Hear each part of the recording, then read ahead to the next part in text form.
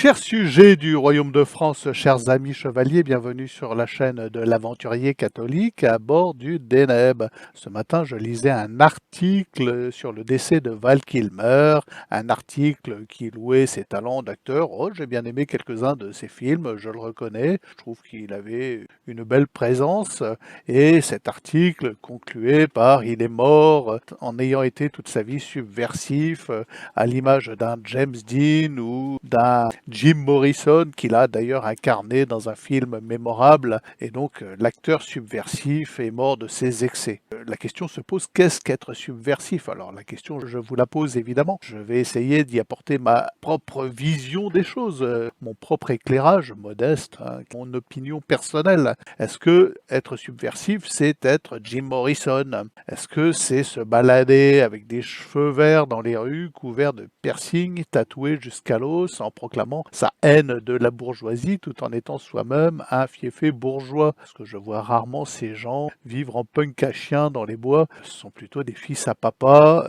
nantis, qui ont du temps à perdre pour se comporter comme des rebelles. Sauf que ce sont des rebelles qui descendent le fleuve. Il y a un mot qui les caractérise, un mot très clair, c'est la mode. Ils sont à la mode. Les rebelles à la mode. Quelle subversion d'être à la mode de tout le monde, de descendre le consensus, le fleuve du consensus, de se sentir épaulé, soutenu par le pouvoir, parce que ces gens-là, évidemment, sont subventionnés, sont défendus par la justice. On voit les antifas qui ont tous les droits, ceux de casser, ceux de blesser, ceux de piller, qui ne sont jamais attaqués, jamais ne vont en justice et qui, même s'ils se font reprendre par des services d'ordre de manifestants de droite, par exemple, ou un petit peu molestés, auront le droit pour eux. Bonjour la subversion. Ma vision de la subversion, vous me voyez venir comme un 45 tonnes lancé à 120 sur l'autoroute, c'est d'être à contre-courant. C'est d'être dans le camp de l'ennemi du système et non pas dans le camp de la mode. Qui est l'ennemi du système? C'est Jésus-Christ. La vraie subversion, celle qui ouvre à toutes les autres mini-subversions, c'est bien évidemment de se revendiquer catholique.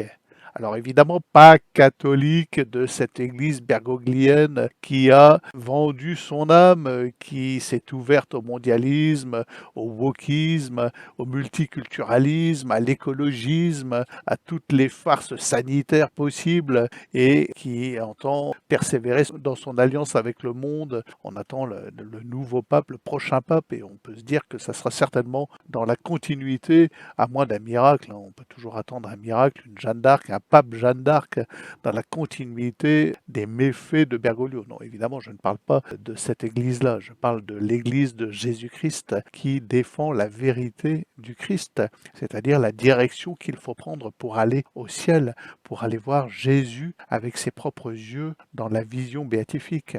La vérité des saints, la vérité de toujours, la vérité immuable du ciel. C'est ça la subversion, c'est être un catholique revendiqué, affirmé, qui ose dresser sa tête de catholique fièrement dans un monde woke, dans un monde à la mode, dans un monde qui se croit subversif, mais qui n'est qu'un monde qui se damne au fond. Voilà, disons-le. Pour moi, la subversion, c'est être catholique. Et certains me diront, oui, moi, je critique Israël, je suis subversif. Bah, être catholique, ça implique une critique d'Israël.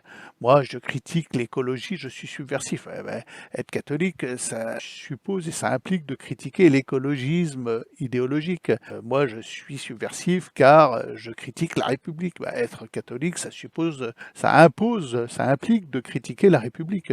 Moi, je suis subversif parce que je ne suis pas démocrate, je suis plutôt royaliste. Royaliste, oui, mais être catholique, ça suppose d'en appeler au roi, bien évidemment. Donc, être catholique, c'est la mère de toutes les subversions, je vous le dis. Si vous voulez être subversif aujourd'hui, pas besoin de vous balader avec 4 grammes de cocaïne sous chaque paupière, ça ne sert à rien, vous ne serez pas subversif. Si vous voulez être subversif, portez une médaille miraculeuse ou une croix. Eh oui, les amis, soyez subversifs, et pour cela, abonnez-vous à cette chaîne. N'oubliez pas de cliquer sur le petit pouce avant de partir, et à demain peut-être.